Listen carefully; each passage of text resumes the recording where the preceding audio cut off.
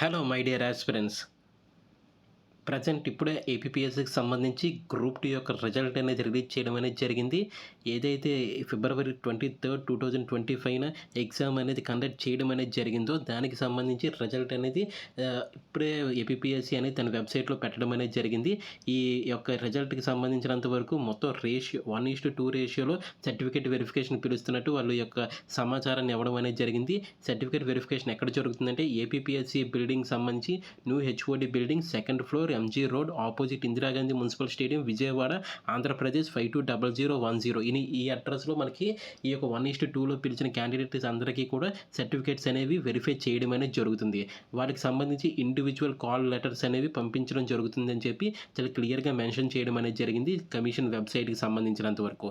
మొత్తం ఈ ఎగ్జామ్కి సంబంధించి ఎంతమంది అపియర్ అయ్యారంటే ఒక 5 లక్షల మంది అపియర్ అయిన ఎగ్జామ్లో మొత్తం మెయిన్స్కి ప్రిలిమ్స్కి సంబంధించి ఒక 92,000 మంది క్వాలిఫై అయ్యారు. ఈ 92,000 మందిలో ఈ యొక్క మెయిన్స్ని దాటి 1:2 రేషియోకి ఎంతమందిని క్వాలిఫై చేశారంటే మొత్తం 905 పోస్టులకు గాను 2,164 మందిని ఈ యొక్క సిపిటి సర్టిఫికేట్ వెరిఫికేషన్కి సెలెక్ట్ చేయడం అనేది జరిగింది. అదేంటి 905 పోస్టులు ఉంటే 1,800 మందినే కదా సెలెక్ట్ చేయాలని అనుకుంటాం. కానీ ఆ యొక్క కేటగిరీ వైజ్గా చూసినప్పుడు వాళ్ళకి కిందకి డౌన్గా వస్తున్నప్పుడు వాళ్ళకి ఎక్స్ట్రా క్యాండిడేట్స్ అనేవి ఇక్కడ రావడం అనేది జరుగుతుంది. వాళ్ళలో 2,168 మందిని అయితే సర్టిఫికేట్ వెరిఫికేషన్కి అయితే కమిషన్ అనేది తన యొక్క వెబ్సైట్లో 2,168 మందికి సంబంధించిన హాల్ టికెట్ నెంబర్స్ అనేవి రిజిస్ట్రేషన్ నెంబర్స్ అనేవి పెట్టడం అనేది జరిగింది. మీ యొక్క నెంబర్స్ ఈ యొక్క పీడిఎఫ్లో చెక్ చేసుకోగలరు. అదేవిధంగా స్పోర్ట్స్ కోటాకి సంబంధించి ఇంకా ఎక్స్ట్రాగా 370 మందిని ఎంపిక చేయడం అనేది జరిగింది. ఇవన్నీ కూడా ప్రొవిజనల్ సెలక్షన్ మాత్రమే. వీటికి సర్టిఫికేట్ వెరిఫికేషన్ చేసిన తర్వాత వాళ్ళకి సిబిటి ఎగ్జామ్ అనేది కండక్ట్ చేసిన తర్వాత ఫైనల్ రిజల్ట్ అనేది రిలీజ్ చేయడం అనేది జరుగుతుంది.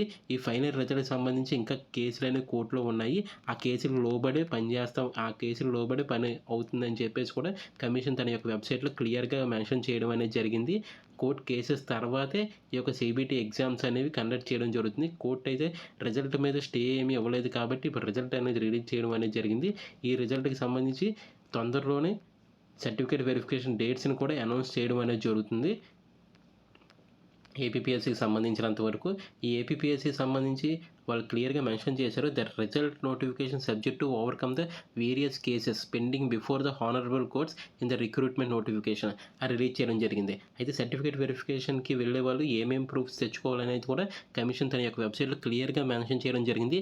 ఏజ్ ప్రూఫ్ అనేది ఒకటి తెచ్చుకోమన్నారు. ప్రూఫ్ ఆఫ్ ఏజ్ రిలాక్సేషన్ అంటే ఇప్పుడు ఎస్సీ ఎస్టీకి 5 years, బేసిక్ 3 years ఈ విధంగా రిలాక్సేషన్ అనేది ఇవ్వడం జరుగుతుంది కదా, వాటి యొక్క ప్రూఫ్ అనేది తెచ్చుకోవాలి. తర్వాత క్వాలిఫికేషన్ మీ యొక్క డిగ్రీ సర్టిఫికేట్స్, అదేవిధంగా ఇప్పుడు కొన్ని పోస్ట్కి అయితే డిగ్రీ ఇన్ లా కావాల్సి ఉంటుంది, కొన్ని పోస్ట్స్కి ఏమో బీఎస్సీ కంప్యూటర్స్ చదవాల్సి ఉంటుంది.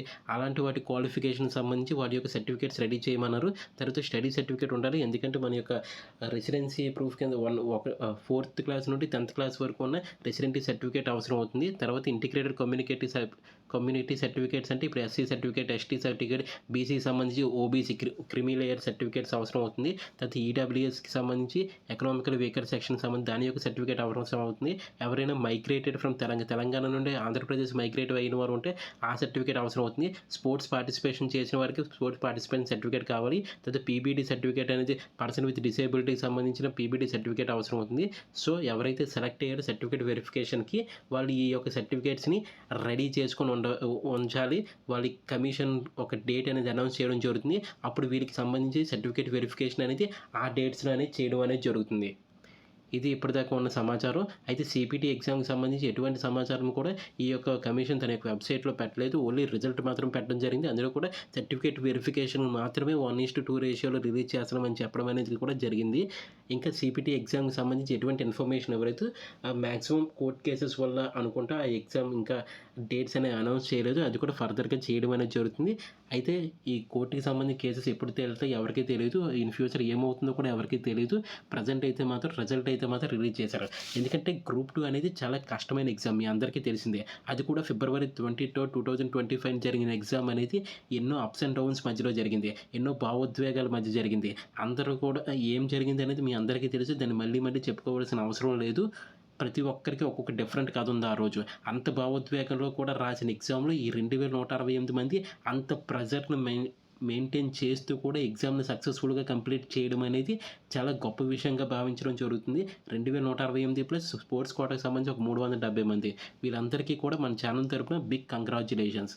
ఎవరైతే ఈ యొక్క లిస్ట్‌లో లేరో వాళ్ళందరూ చదవలేదని అర్థం కాదు. వాళ్ళు కూడా రాత్రి పగలు చదివిన వాళ్ళు, ఎంతో కష్టపడి చదివిన వాళ్ళే. ఈ కాంపిటేటివ్ ఎగ్జామ్ అనేది ఎలాగుంటుందంటే, ఆ రోజు ఎగ్జామ్ హాల్‌లో జరిగిన విషయాలు, ఆ రోజు వచ్చిన పేపరు, ఆ రోజు మన మైండ్ సెట్ ఇవన్నీ కూడా ఎగ్జామ్ డిసైడ్ చేస్తుంది. మనం ఎంత చదివినా కూడా ఆ రోజు మనం అటెంప్ట్ చేసిన విధానమే మనల్ని ఈ యొక్క విజయానికి దగ్గరగా చేరుస్తుంది. ఆ ముందు రోజు జరిగిన సంఘటన కూడా చాలామంది కూడా ఇబ్బంది పడ్డారు. బట్ అంత ఇబ్బందులో కూడా వీళ్ళు మనకంటే ముందొచ్చారంటే వీళ్ళు మనకంటే జాబ్‌కి ఎంతో కొంత ఎలిజిబుల్ క్యాండిడేట్స్ అని మనం భావించాల్సిన అవసరం ఉంది. ఇక్కడ నేను ఎవరిని సపోర్ట్ చేయట్లేదు, ఎవరిని తప్పు పట్టట్లేదు. ఇక్కడ దాకా విజయం సాధించిన ప్రతి ఒక్కరికి కూడా మన ఛానల్ తరపున, మీ అందరి తరపున కూడా నేను వాళ్ళ కెరియర్‌కి ఆల్ ద బెస్ట్ చెప్దాం. Thank you very much.